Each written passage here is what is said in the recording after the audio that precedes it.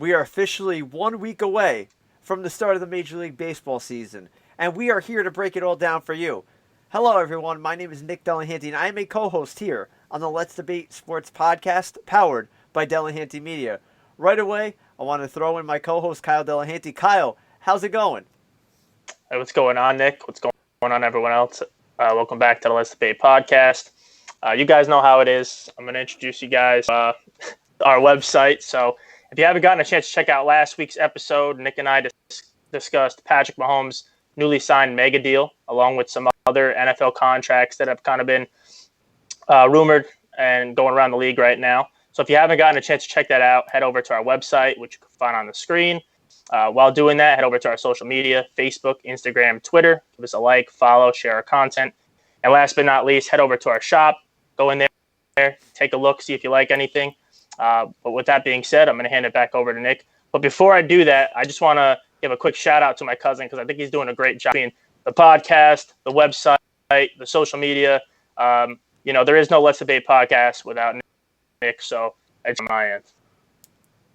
Thank you for the shout out. But again, this show is a two-man show, and it wouldn't be possible without you either. So I appreciate the shout out there. But again, if they want to support us, they could go to the store. They could go to our social media account. We keep throwing out new content. It's kind of nice to have actual sports to talk about. Like when we were doing the earlier shows, we were talking about Jordan versus LeBron, things like that. But now we could actually kind of break down actual sports, and it's kind of a different feeling, and it's kind of surreal to think like, all right, we just went through a pandemic. We were living in a world where the sports world halted, but we're starting to kind of get back into norm. I think when we first got started with the podcast, we were going through a time where we've never experienced it, and I don't think anyone in the world really experienced sports just stopping like that.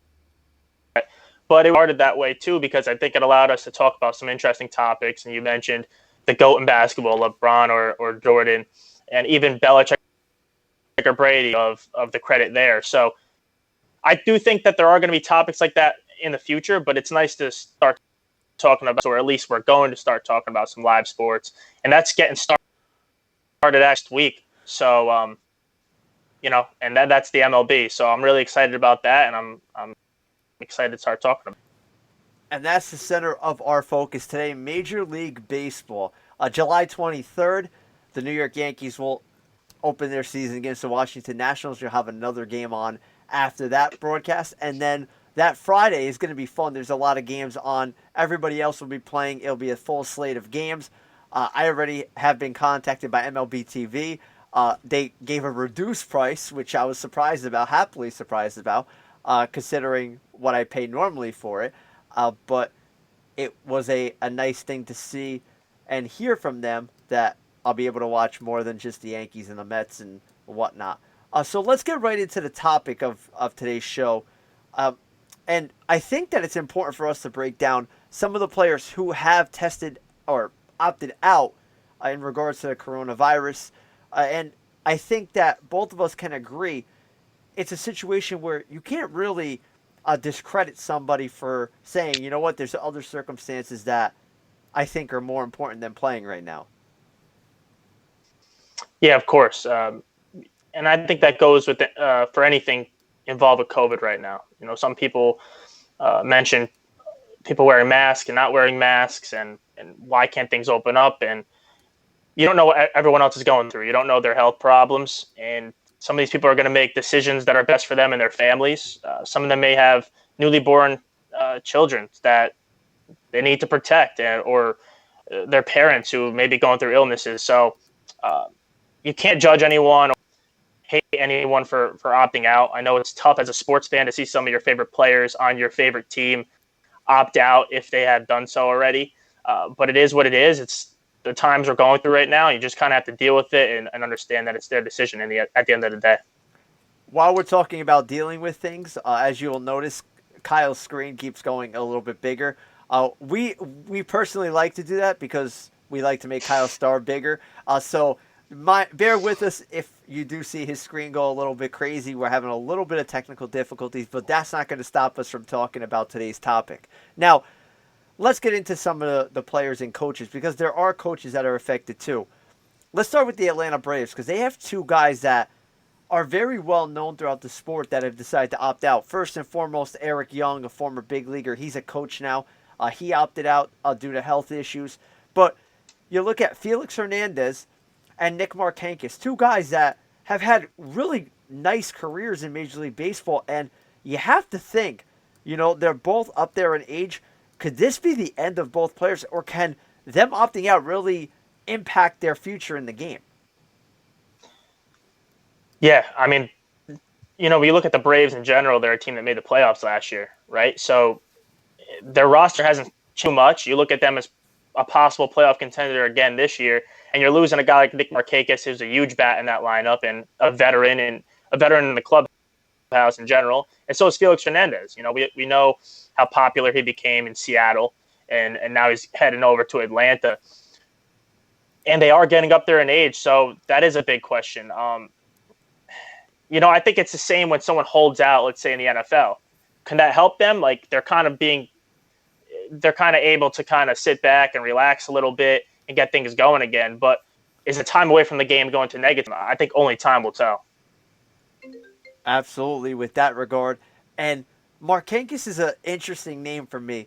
35 or 36 now, but if you look at his numbers, he's quietly been one of the most consistent players in baseball. 288 career average, 2,300 hits. Like, if you don't really follow the game and you don't pay attention to the Orioles and Nick Markakis, because he was with the Orioles for a very long time, this guy's been durable, he's been consistent, and like you said, he's been a leader in the clubhouse. So I think that not only does it hurt the Braves in terms of losing him on the field, but it also hurts in the clubhouse too.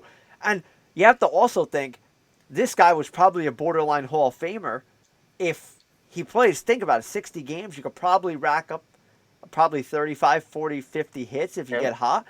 That's going to help get close to that 3,000 hits mark that we've seen as a kind of milestone to get in. So unless he decides to play for a very long time to get to 3,000, he might fall short, and this season might be a big reason why.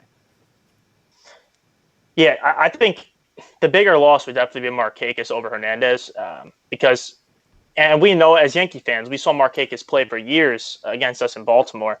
But this, and not everyone may agree with this, but I think that the NL East is a competitive division for the most part. I think you got some teams in there like Washington, Atlanta, Philadelphia. Even the Mets are a competitive team, in my opinion, at least for half the season. But with that being said, you need as much power as you could have, and I don't mean power as in just a bat, but I just mean star power, and that's a loss for them. I do think Hernandez is a loss when it comes to the rotation, but luckily, I believe they brought in Cole Hamels in the offseason, so they did bring in some help on the mound. But overall, I think it could negatively affect their season. Unfortunately, being playoff contenders, losing those players, I don't have them as my favorites to win the division. But yeah, what about you? Now, here's another interesting thing that you have to take into consideration. Markakis opting out made them go and sign Yasiel Puig. So, yeah, Puig is a guy that, you can say who he is. He's an athletic guy. He really hasn't lived up to the hype over the last couple of years, but you could tell that they're trying to fill the hole, and he's a guy that you could probably plug into the outfield or DH spot on an everyday basis and hope that he hits the way he did when he was first up with the Dodgers. Yeah, I feel like Puig's been moving around a lot lately. Ever since he's been with LA, he's just kind of bouncing around. But, he's a good player. And if I'm a Braves fan and you told me that, we're replacing Markakis with Puig, you got to take it. I mean, he's better than some of the other options you could have had. It is a nice addition to the lineup.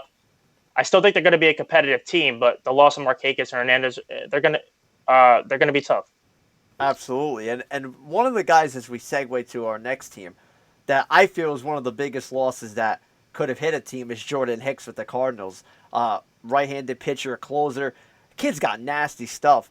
He's going to miss the year, but there's reasoning behind why he opted out. Number one, he had Tommy John surgery. They said he had a setback in his return, so he wasn't likely to pitch until September anyway. And also, he is a diabetic, so the health concerns are there.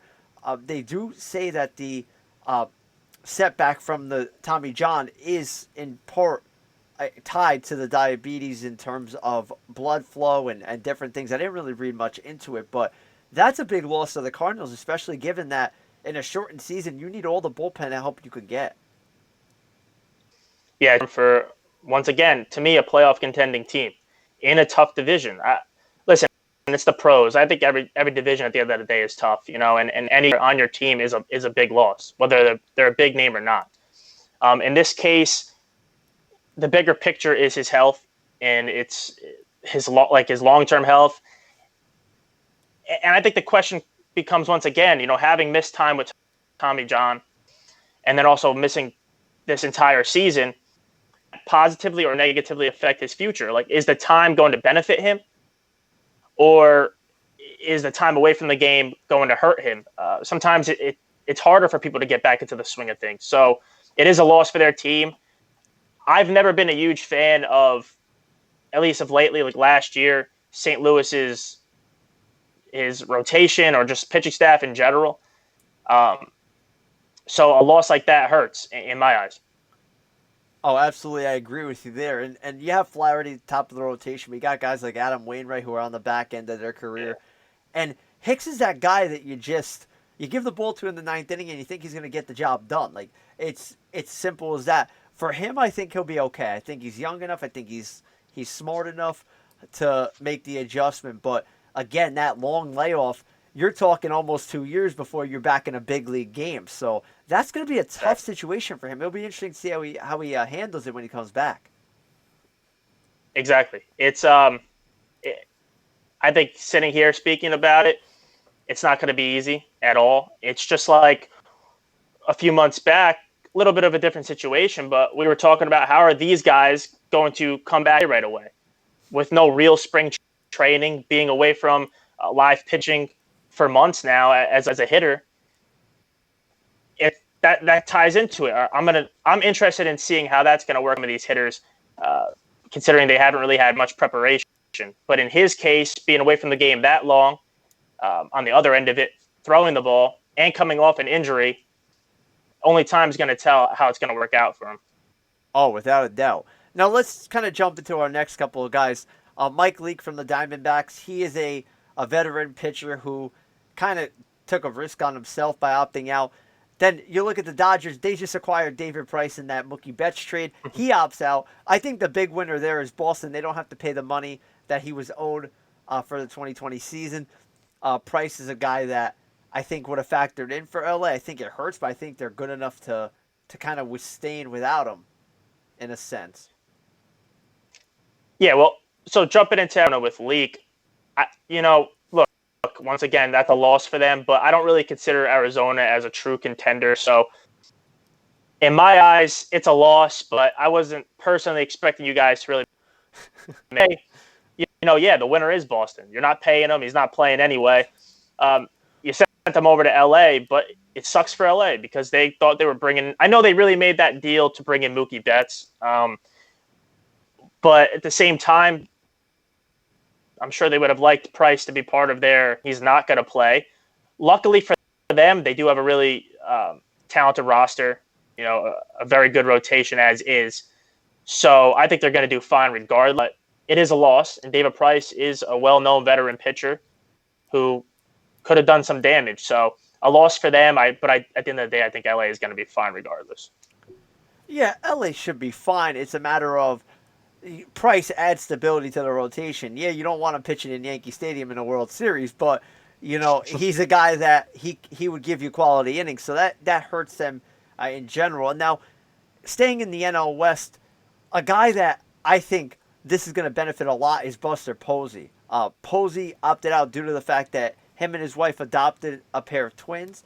Congratulations to them, by the way, but they were born prematurely. So I think Posey made the decision based on the family. And personally, as a veteran catcher, I think that the extra time away from the game is going to be good for him. Maybe kind of reset his body and give him a chance to kind of regroup and train and stay in shape, because we know that when catchers get older, they start to break down. Yeah, definitely. There's their body takes a toll, especially when you're Buster Posey and you've been playing as long as you have and all the postseason runs that they've had. So it's been even more games.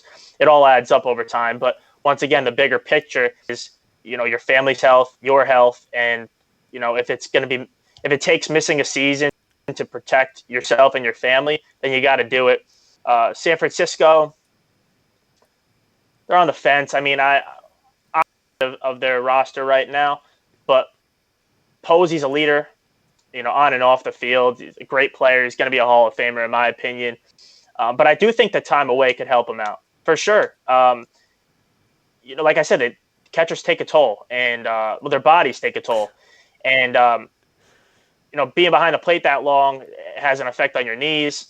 Having to stop past balls and all that. So I think it could benefit him in the long run. And yeah, absolutely. And his leadership, I think, is the biggest thing that's going to hurt San Fran losing him. Personally, I think they're not very good. I think that with or without him, they're not a playoff team.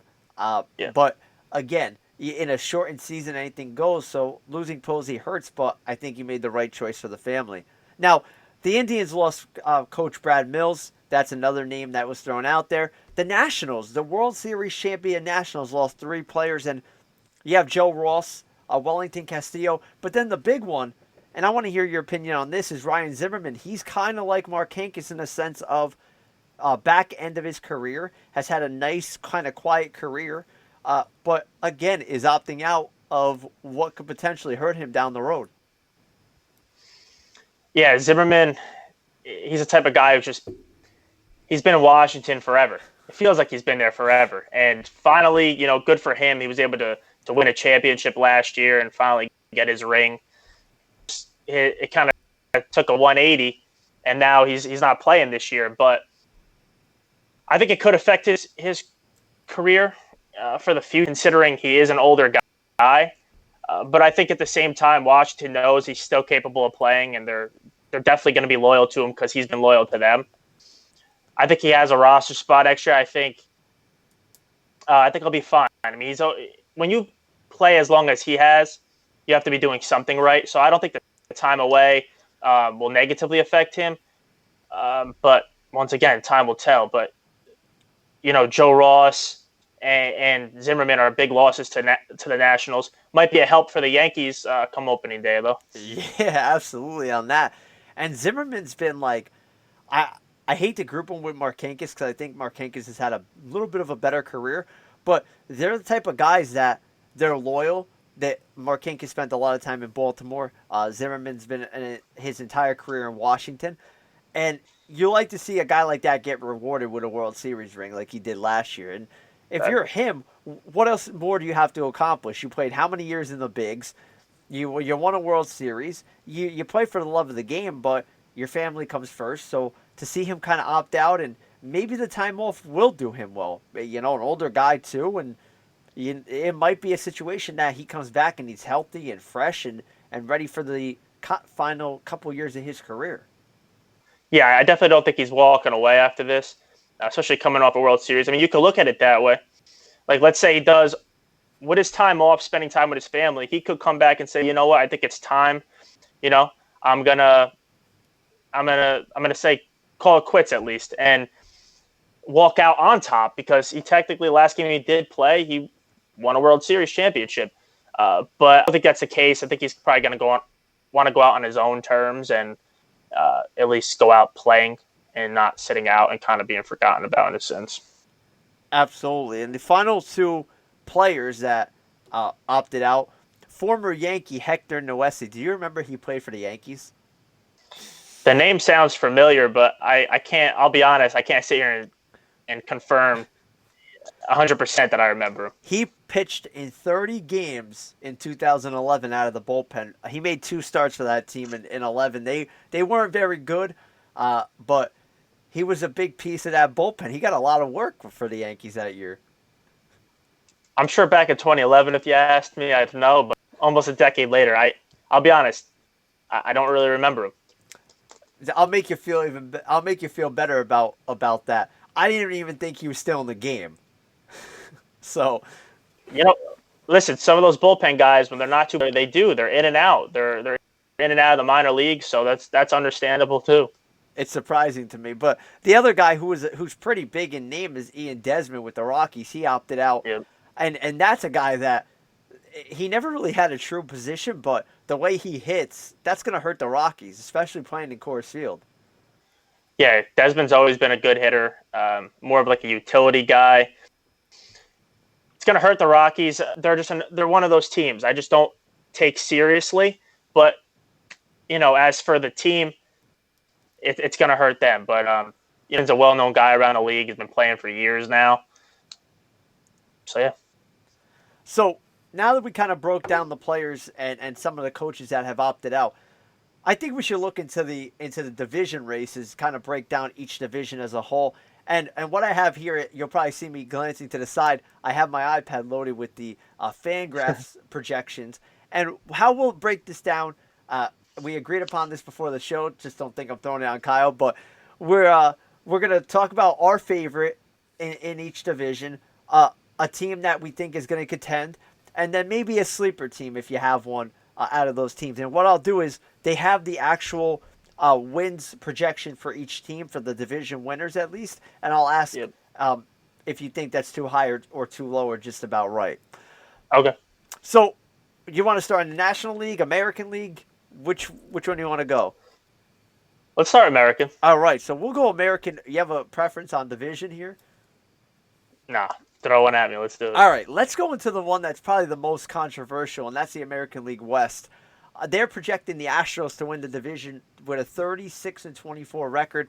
That record would be the second best record in the American League. What do you think about the Astros? Are they the team you see as the favorite in the division? We all know the backstory about what they're dealing with, new manager, and a little bit of a new look. What do you think about Houston this year? Well, first, before I jump into how I feel about Houston, it's weird to hear those records because you're so used to hearing, I think 95 and whatever. So it's like, is 36-24 even a good record? I don't know. I got to think about that. It's a winning record, but is it a good record? That is an interesting division, and I think the reason for that is because we know Houston's a talented roster, and we know the damage they've done. Depending on, doesn't even matter who's come onto the team. They've been the powerhouse in the AL for the past few years. Same time, though, I feel like because of everything that's going on, they may not play as well as we think they're going to. And who knows if they were playing well because of cheating.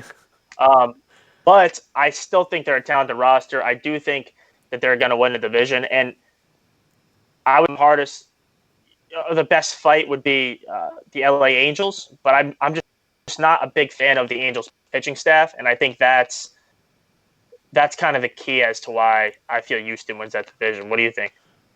Well, first and foremost, I think Houston wins the division. A lot of people aren't high on Dusty Baker. I like him as a manager. I think that he's the right guy to kind of lead them through this whole mess they're going through. Houston's talented, let's be real. They lost Cole, but they're still a very talented roster. They're going to be a good team. The team that I would watch in this division is Oakland. In a shortened season, I like their pitching. I like their bullpen. I think that they're strong in both categories. I would give them an opportunity to kind of dethrone the Astros. I think that'd be the team. And you mentioned them earlier. My sleeper in the division is LA.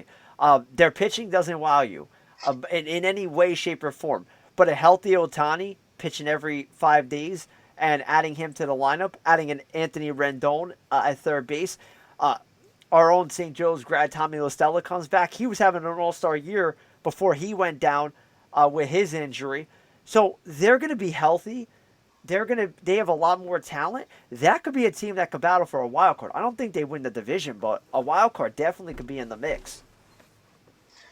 Yeah, exactly. I think LA's lineup,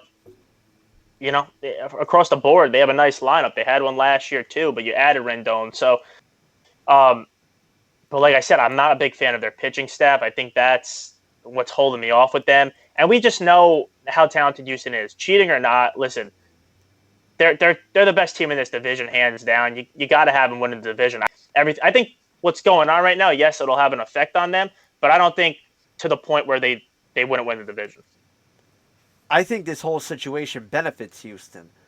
because you're not going to have fans in the stands, and you're Mm-hmm. avoiding those nasty trips that you were going to have in a 162 game slate. You don't have to go to Fenway. You don't have to go to Yankee Stadium. You don't have to go back to LA like they were anticipated to go.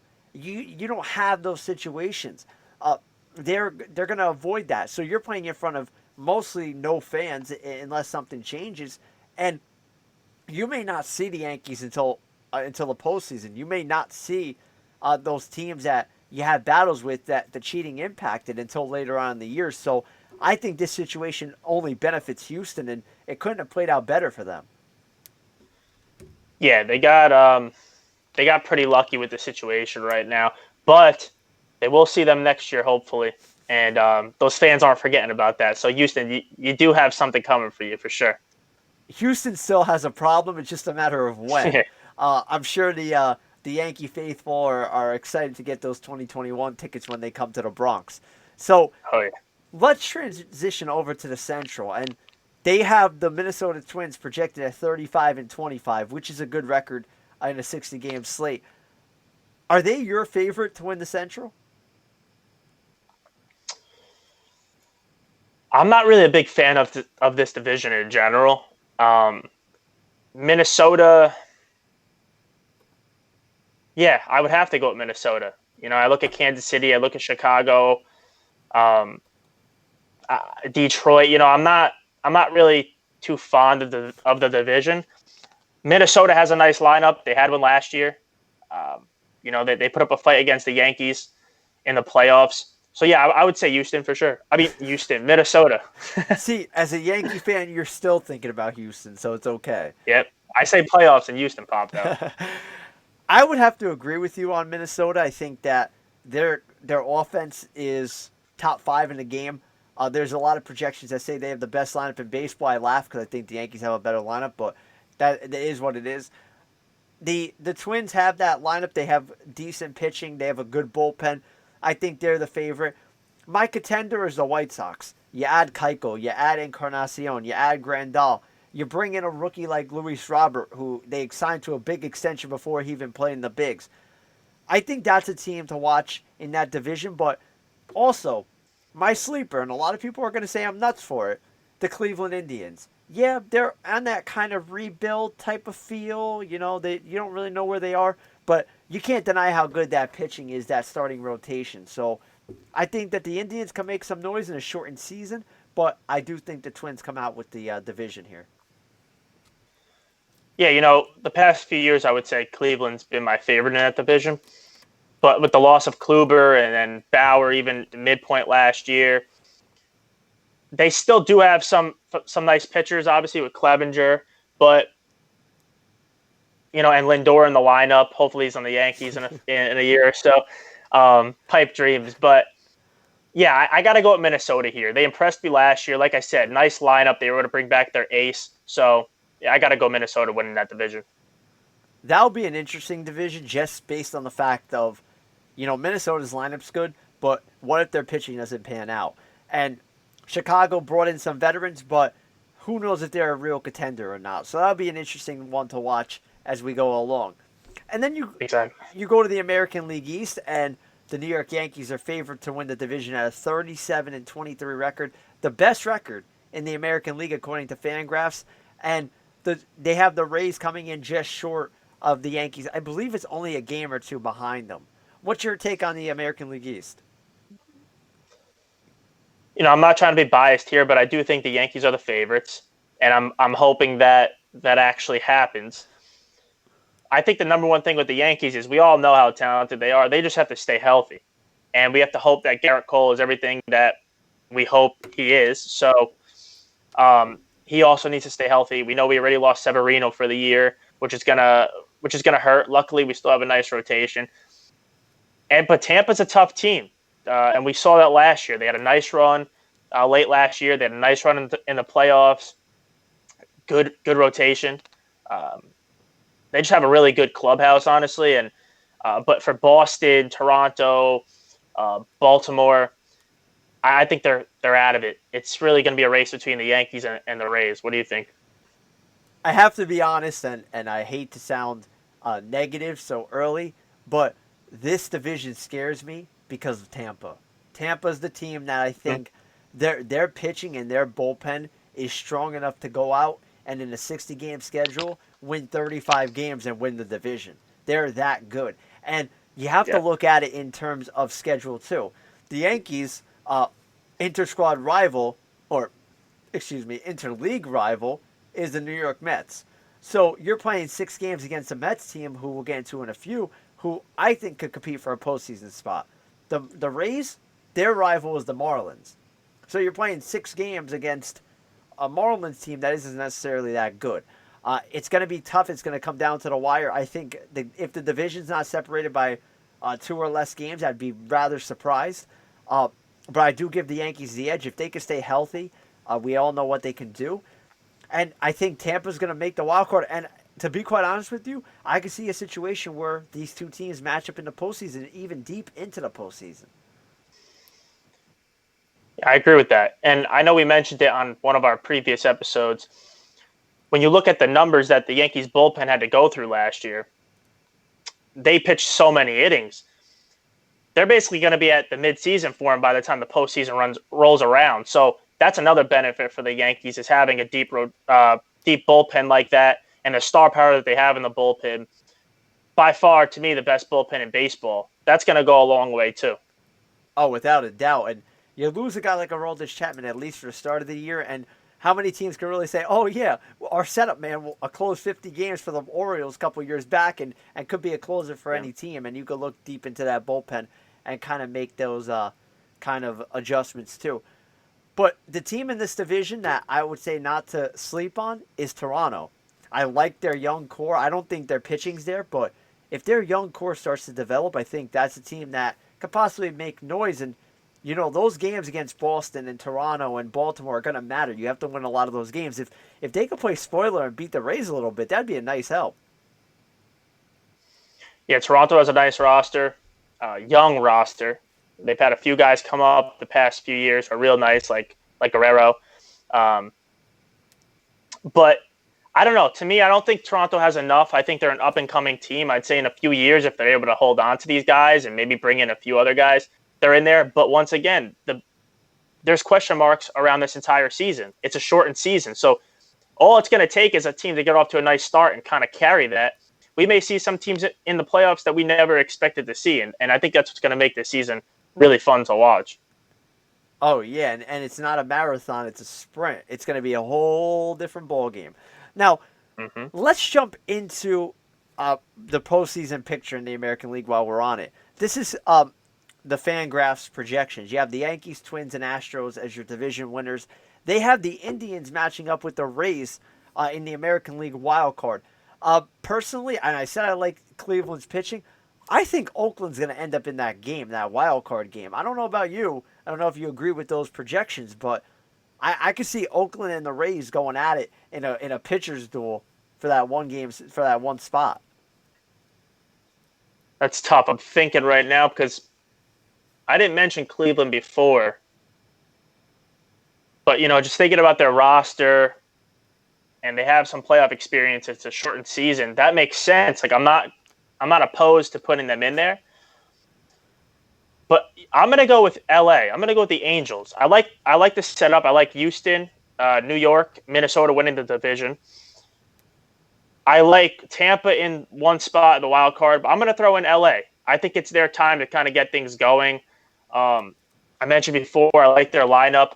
I know the pitching staff I'm not a big fan of, but it's a shortened season. So those would be my 5. If you would put Cleveland in the wild card, it would go against your Lindor to the Yankees theory, because if they're in it, they're not trading them. Exactly. So So it's all linked together. It's got to stay consistent. That's the main thing.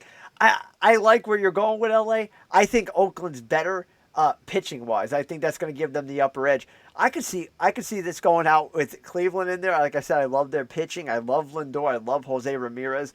But I think the Rays are the set team in that wild card game. Or it's going to be the Yankees that are Rays in that wild card game. I think they're both going to make the playoffs. Yeah. It's going to be a matter of who wins the division. And then that other one's going to be up for grabs. And that's where you're going to get the trade situations, because teams are going to want to jump on getting some guys that can help them for the run, especially given a shortened season. Yeah, that's another thing that I haven't really thought too much about is the trade deadline because it's a shortened season. So you're so used to getting midway through this long season and saying, okay, well, what do we need here? Who should we go out and get? Who should we trade? Um, so that's another thing to hold on to. Do you know the exact date of the trade deadline?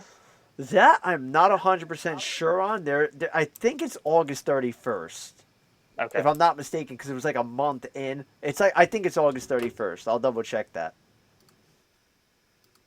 You see, that's what's so strange about it. It's only a month Yeah, in. and the problem is you're gonna have teams that don't really know whether they're in or out. Exactly. This shortened season is going to throw everyone off. And it's even hearing the records that we were talking about before. You hear these records, and you're like, okay, is that really a good record, or is it just a winning record? Yeah. So it's just going to throw everything off. And it is, in fact, August 31st, so you're a month plus into the season given. Because the Yankees play, I'm just using the Yankees because I know their schedule. They play 8 games in July. They play 22 or 23 more in August, so they'll be at like 31 games, which puts them at the halfway mark. 60 games in 66 days. It's not going to be easy. Oh, Everyone's going to have to stay healthy. I'm talking injuries and staying away from the virus. So it's gonna be interesting to see how this plays out. Oh, without a doubt. Now we're going to the National League. Any preference on where we start off with the National League? Let's start off. Let's go backwards here. So let's start off with the East this time. I think you like this East division. From what you were saying earlier, I think you like this one. This is actually a really interesting one, and I'm glad you started with this because I think we're going to break this down a little more. They actually have a tie for the division. They have the Braves and Nationals both going 34 and 26, and we all know the Nationals are coming off a World Series championship, and the Braves won 90 games last year. They're not a team to sleep on. What's your take on that division? I said it before. I think this is a tough division. I'm going to say you have at least 4 teams deep that could contend for a playoff spot. I really do. I think the one team that's the odd man out are the Marlins.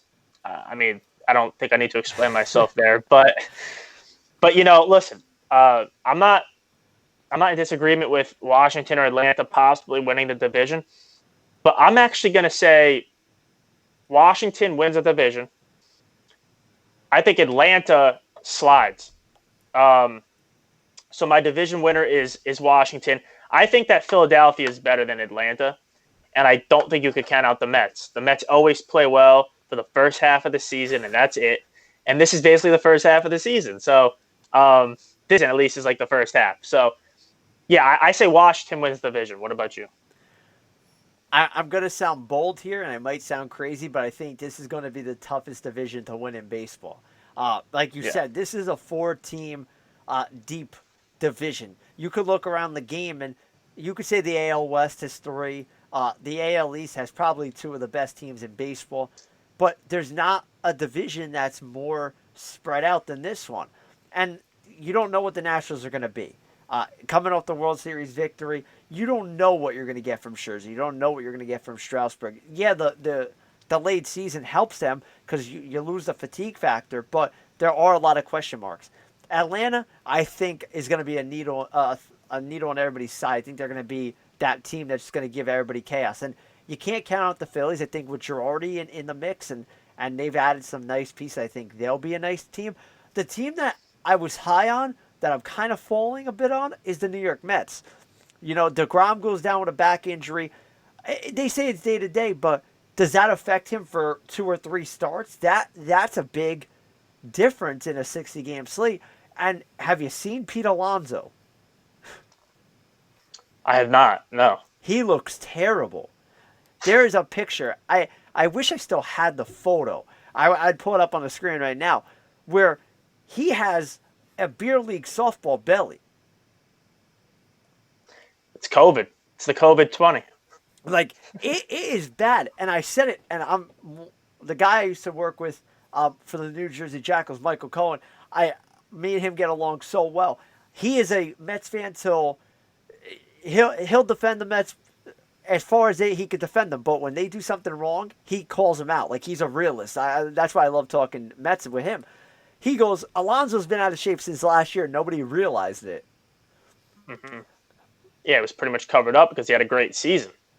Um, the fact that someone got out of shape, listen, with COVID going on right now, it's tough. But when you're a professional athlete, that shouldn't be happening. You have trainers. You know what you need to be doing. So if you got out of shape as a professional athlete, that to me just shows that you're not responsible.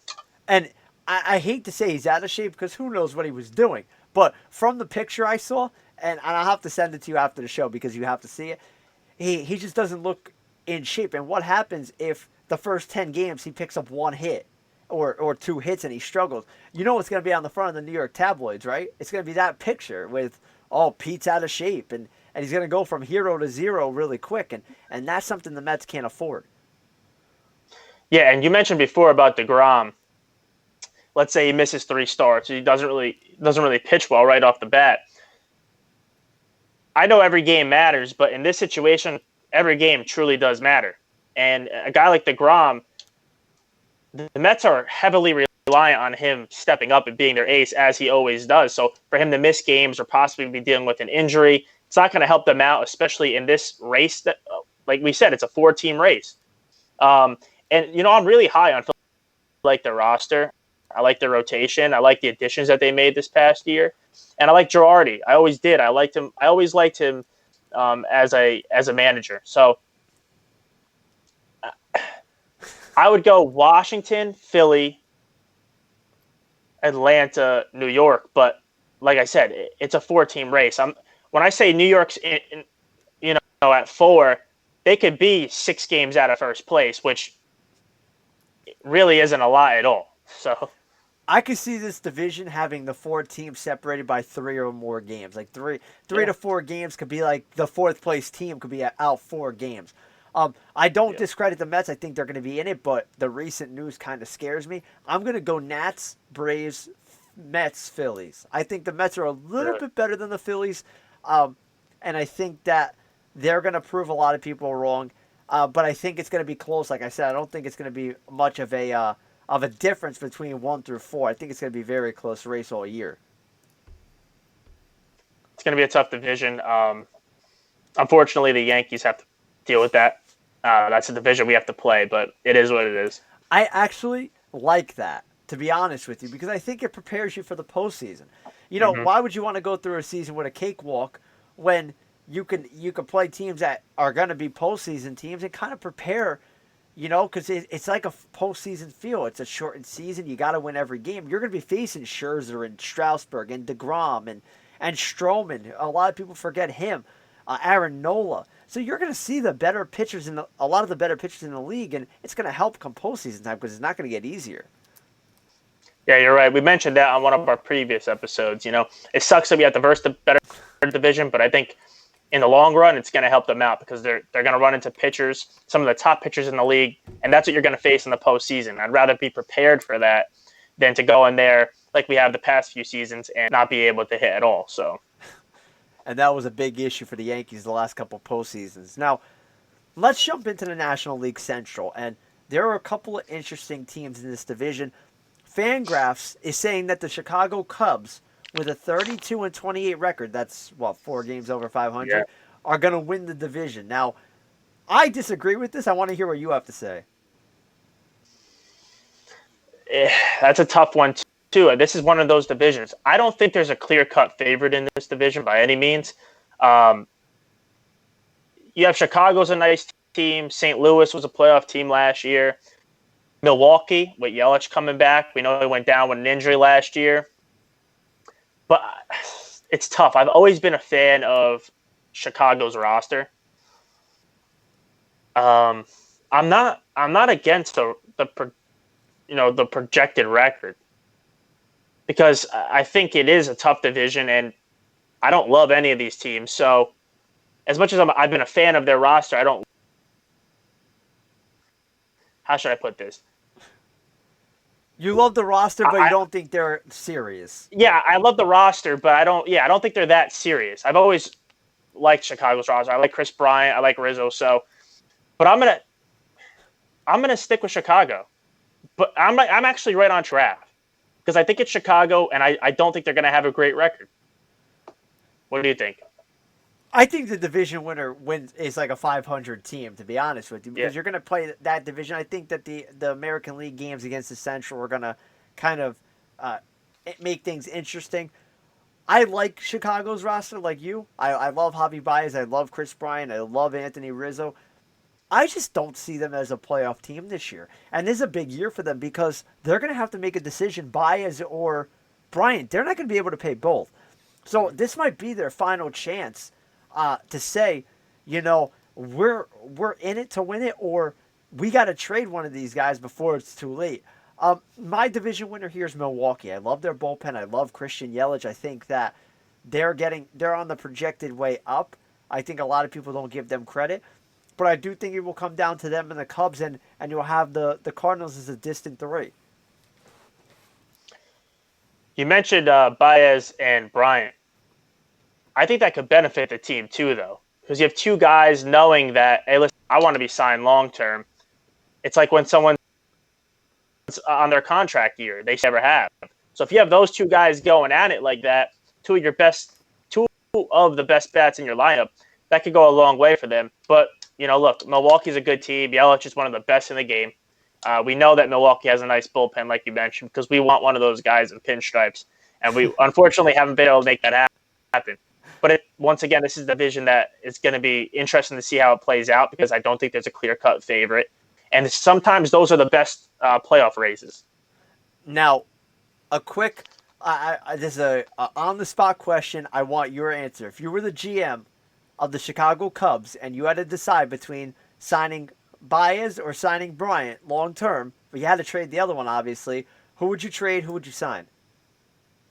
That's tough. I would probably have to dig a little bit deeper and look at the statistics, but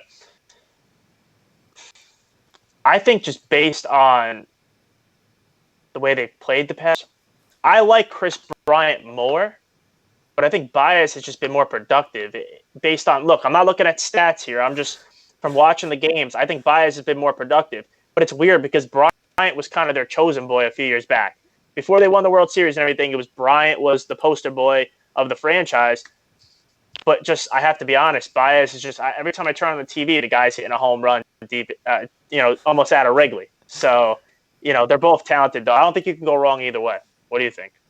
I think this is a no brainer for me. I keep Baez. I think at the shortstop position, what he does, you can't match that. You'll get a pretty penny for Chris Bryant. And the thing that, and I want to remind Chicago Cubs fans that are listening, because I love it. Imagine if you didn't trade Gleyber Torres for Aroldis Chapman. Imagine that infield with Rizzo, Gleyber, Baez, and Bryant. We'd be talking about a 40-win team right now. Oh, yeah. I thought about that a lot. But once again, that comes down to Cashman. He's an evil genius. He knew exactly what he was doing, and he did it. But, Chicago still benefited. Chapman was a huge part of that World Series championship, and it was the first time in over 100 years. So to me, it's a win-win. Yeah, long term, we have Gleyber, but Chicago, big market. They still have a talented roster. I think they're going to be fine regardless whether it's on their team for the next 20 years or not. But luckily, we have them for the next 20 years.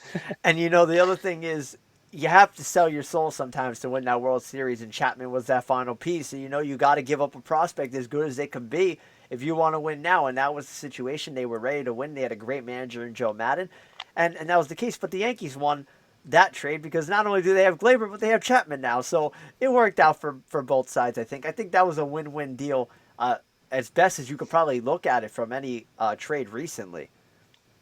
Yep, that's why I said he's an evil genius. We got both at the end of the day. It's a beautiful thing. Now, our final division, I think that this is a little bit more of an easier division, and that's the NL West. What's your take on this division? Yeah, this might be the easiest one. I think it's a no-brainer. It's going to be pretty much dominated the division the past few years, and they added Betts. I expected, my expectations were that I'd be saying they added Price too, but obviously he opted out.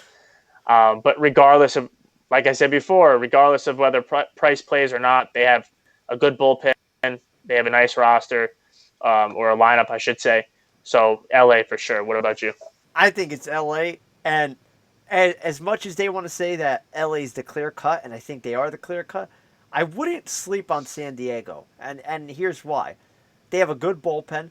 You're going to add Mackenzie Gore, who I think is a National League Rookie of the Year favorite right away. A left-handed pitcher is going to make his mark. If their pitching staff could hold up, and you could get something out of those guys, the Chris Paddocks of the world and whatnot, I think that they could be a wild card team in this National League race. The Dodgers win the division, I think, by 5 or 6 games at least. But I wouldn't sleep on San Diego. The rest of the division, you could sleep on. Yeah, San Diego's been a sleeper. I know they haven't really played great, but when you look at their roster, it's really not bad. Like some of the pieces that they've added over the past few years with Hosmer, Machado, and there's a few other guys. But yeah, I think LA's the favorite. We know San Fran's not a very good team, and you're losing Posey. Arizona doesn't have what it takes, and neither does Colorado. So when you really cut it down to that, San Diego, to me, has the better roster than any of those I just named.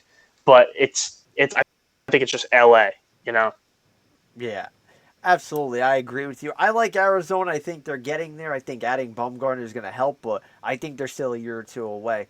Now, here's how they have it broken down. They have the Braves and the Nationals obviously tying for the division. In that case, they would have to play a one-game playoff for the division. That would be kind of cool, especially in a shortened season. You have the Cubs winning the Central, Dodgers winning the West, and then their NL wildcard game is the aforementioned Padres against the loser of the NL East tiebreaker. What do you think about that?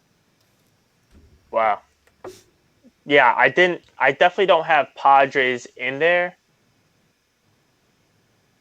And then I guess for them they were putting Atlanta in there. Well, they said Washington or Atlanta, the loser of that. So in my opinion, I think Washington's going to win. So therefore, it'd be Atlanta technically. Yeah, they would both be in. It was just a matter of who had to play the extra one-game playoff. Okay, so I would say my prediction for that is I think Washington wins the division, Chicago, LA. I'm going to say my wild cards. That is tough. I'm almost going to say there's 2 more from the NL East. I don't know what it is at this division, but I'm not going to say that. I'm going to say one more. So I'm going to throw in Philly. I've been big on Philly for some reason. I'll just throw in Philly. Could be a bold prediction, but I'll say Philly, and then I'm going to say Milwaukee. That's an interesting one. I like that. Yeah. I have to go with Milwaukee for the division, so I'm going Nationals in the East, Milwaukee in the Central, Dodgers in the West. My wild card is going to be Braves Padres. I think the game, and this is where my bold prediction comes in. I think the game is going to be played in San Diego. I'm going to say that it's so home field advantage. The 90-win Braves are going to go from last year are going to go on the road for the wild card game. And we saw what happened to them last year in the postseason. So I think that's a good prediction too. I like having teams like the Padres that no one really expects go in there because it is a bold prediction. I'm a big fan of bold predictions. In this case, my bold prediction is really to consider that really bold. But it's bold enough for now, so we'll stick with it. Hey, listen, I think that's bold. Nobody's really talking about them to win the division, or they're like a 3rd or 4th place team according to some people. So that's bold, getting them into the postseason and finding a way. Now, you love bold predictions, as you just mentioned. I'm going to put you on the spot. We're going to make some bold predictions here. Are you ready for this?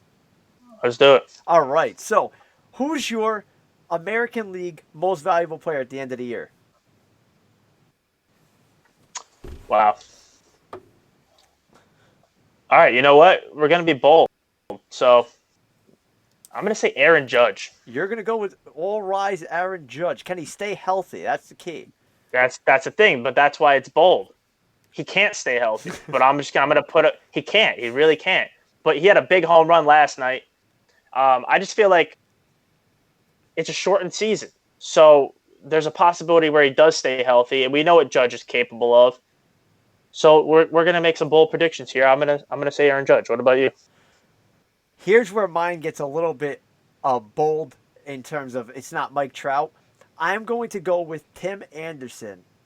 of the Chicago White Sox, and here's why. Anderson had a Wow. breakout year last year, hit over 300, won the American League batting title.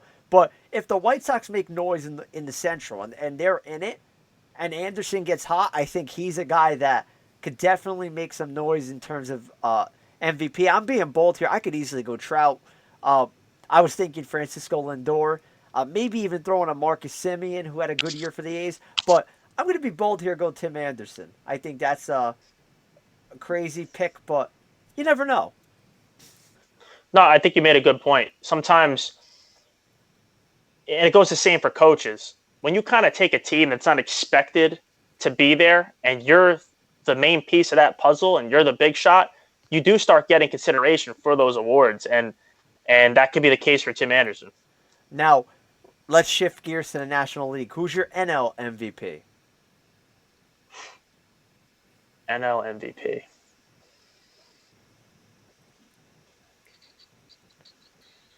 This one's kind of tough. There's a couple of guys who you could throw into the mix here. I was gonna mention someone, but I think that's pushing Well, it. who are you going to mention? Let's hear this. I was gonna say Betts, but I think that's pushing it. I can't see him going kind of back to back. He won the MVP last year, right? Did he? Or was it the year before? I think he won it the year before. The year before. But now, who won the AL MVP last year? Then the AL MVP was Trout last year. Was it Trout? Yeah. Trout's always there, so I get confused. I feel like he wins every other year. But now let's just analyze Betts here. Final year of his contract, has a lot to prove. Has to prove that he deserves that $300 million contract. I don't think it's so far out of the realm there to say Betts could be an MVP contender. You know who I'm going to go with? Because I feel like he's in a very similar situation. I'm going to go Baez. I think Baez wins NL MVP. Once again, Chicago needs to make a decision on him. And like I said, every time I turn on the TV, this guy's hitting home runs. And to me, he has that drive. I feel like he's always in the groove. And on this shortened season, I don't think he let up at all. I feel like he was probably training the entire way through. Got a lot to prove. I feel like he's progressing. He's getting better and better. So I'm going to use my NL MVP. I love that pick, but I can't agree with it because of the fact that I say the Cubs aren't a playoff team. And I always think that the MVP should be a playoff contender. The guy that I think, and I thought you were going there earlier, I think the guy that's going to benefit most from the Mookie Betts trade is Cody Bellinger. That's my MVP. Having Betts in that lineup is going to open up so many opportunities for Bellinger, and I think that he's going to explode. Obviously, you can't rule out Yelich. He's a stud, but I'm going to go with Bellinger here. Okay, yeah. Bellinger's a nice pick. I almost forgot about him. I feel like he kind of slipped my mind a little bit. And we all know how good Yelich is, but coming off an injury, who knows? Could kind of get off to a slow start. But that's a nice pick. The NL's loaded. I mean, there's a ton of different names who could be in that conversation. Oh, without a doubt. I was thinking of guys and just guys in general from different teams. You could throw in a Fernando Tatis. You could throw in Baez. You could throw in a Chris Bryant. In a shortened season, anything is truly possible. Now, let's shift gears back to the American League. AL Cy Young. I think we have the same pick here, but I'm not 100% sure on that one. I think we're hoping. Yeah. I think our pick is like in hopes. So yeah, we'll throw in Cole. I'm hoping to God he is. That's what my excitement for my excitement for baseball has been driven around us having Garrett Cole. So I'm hoping he's everything we hoped for. We've hoped for. Yeah. I love Garrett Cole. I love everything he's brought to the table so far. Watching him sit behind home plate during inter-squad games and taking notes and helping out the other pitchers on the team, it's refreshing to see. And he's a guy like David Cole that just knows the game is I don't want to call him a nerd for the game, but he really is. He's a nerd for analytics. He loves that kind of stuff. I think Cole's going to thrive in New York, and he's going to have a monster year for the Yankees. I think the both of us saw during the press conference that when we were introducing him to the introductory press conference, you could tell that he's not just in this for money. Like, he really does care. A lot of these guys get these big contracts and they just don't care. I feel like they made it. They're set for life. And Cole really wants it. And I think a reason for him wanting it is his love for the game, his interest in, or basically since being a kid, his interest in becoming a New York Yankee, of actually being a Yankees fan. But on top of that, he knows there's the pressure of performing. You come to New York, we're on the brink of winning a championship. You're our final piece of the puzzle. You got to step up. We need some rings out of you. So At that press conference, when he said pressure is a privilege, the goosebumps went up and down my arm. I was fired up. And this signing reminds me of CC Sabathia. When the Yankees in '08, they weren't very good. They missed the playoffs. They were opening up the new stadium. Sabathia and Teixeira were the final pieces, and Burnett. But you bring in Cole, that's a whole difference maker. That's going to be a big game changer for the Yankees. And if he pitches anything like he's pitched in Houston the last couple of years, he's going to be a Cy Young contender for more than just this year. oh yeah, if he stays healthy, between the way he pitches, and knowing that if he needs to come out of the game a little bit early with our bullpen and the bats in our lineup, he's in the makings of being a Cy Young winner. So we just got to hope that he stays healthy. Absolutely. That's a big thing in terms of long-term contracts. Now, who's your NL Cy Young Award winner? Mine might be a little bit of a surprise to you, but there's a couple of candidates here that you could throw in. It's tough. I'm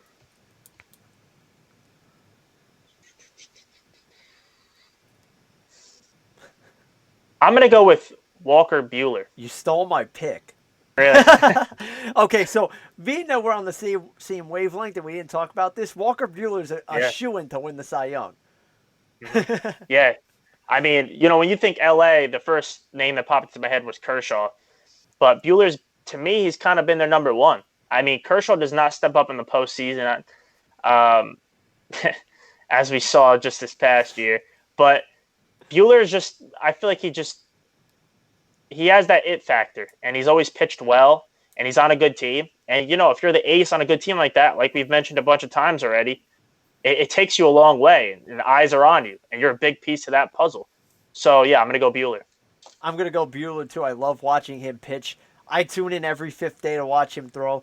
I was thinking Flaherty from the Cardinals, too. I threw DeGrom in the mix. I threw Scherzer in the mix. But I think Buehler's going to have that breakout year. And in a season where he might only get 12 starts, with this Dodger team, he could probably win 11 of those starts. Oh, yeah, absolutely. So I'm glad we're on the same page on that one. Now, this one's a little interesting just to throw it off a little bit. I want your American League batting champion, whoever leads the league in average, and your NL batting champion. Start off with the AL. AL batting.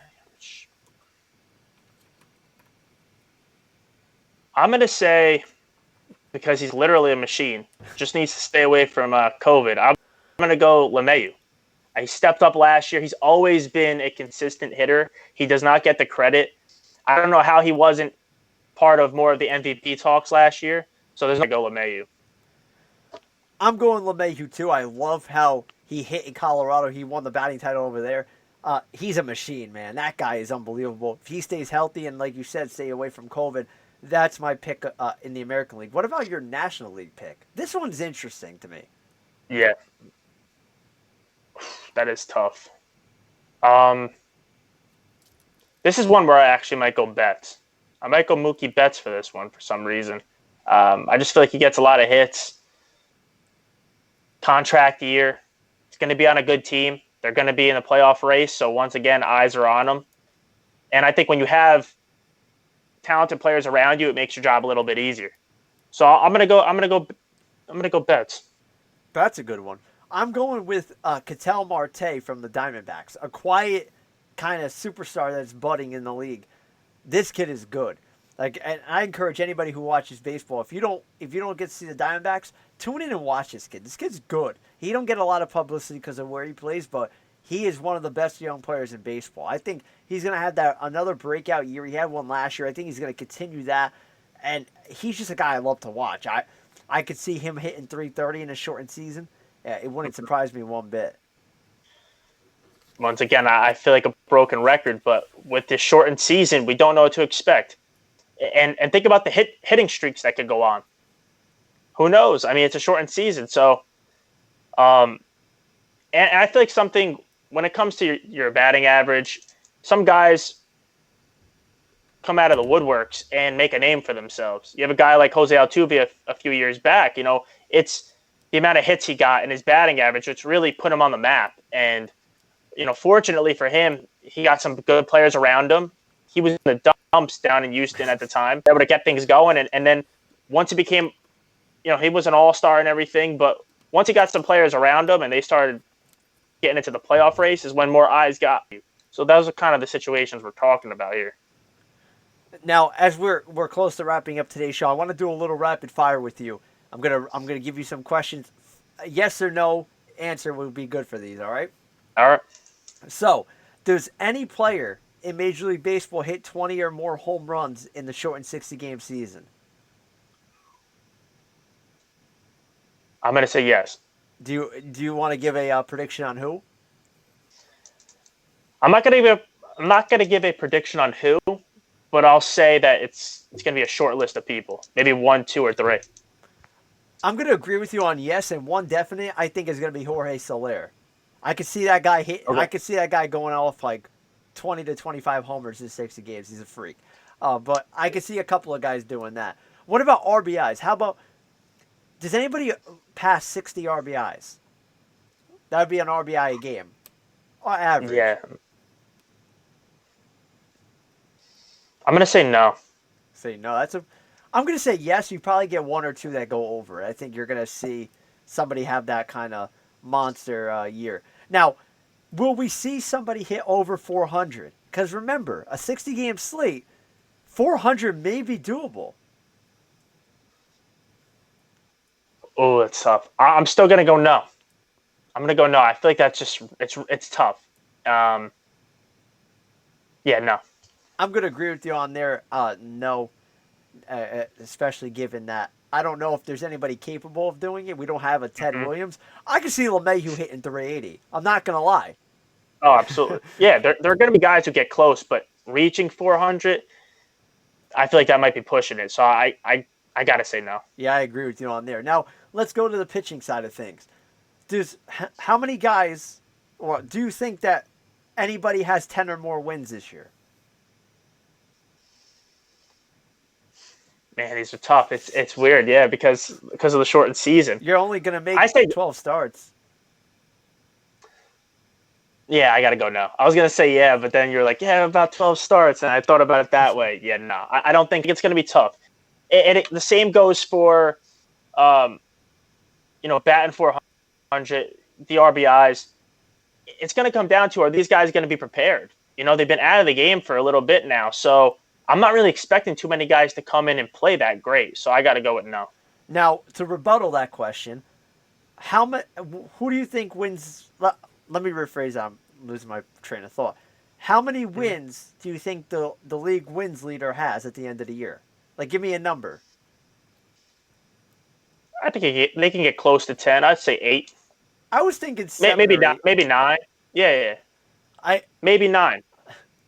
We've seen some good first halves where guys go off, but I think you'd have to absolutely have a tear to go 10-2 or 11-1 type of thing. So I'm going to say 7 or 8. I think is a logical number. I expect Garrett Cole to win 9, but Well, hey, listen. A few years back, Ubaldo Jimenez went like 18-1. So you never know, and that kind of came out of nowhere. So I'd say max 9, but I think the average best would be around 8. Makes sense. Now, my final rapid fire, before I get into our final question for you. Does anybody have more than 20 saves this year?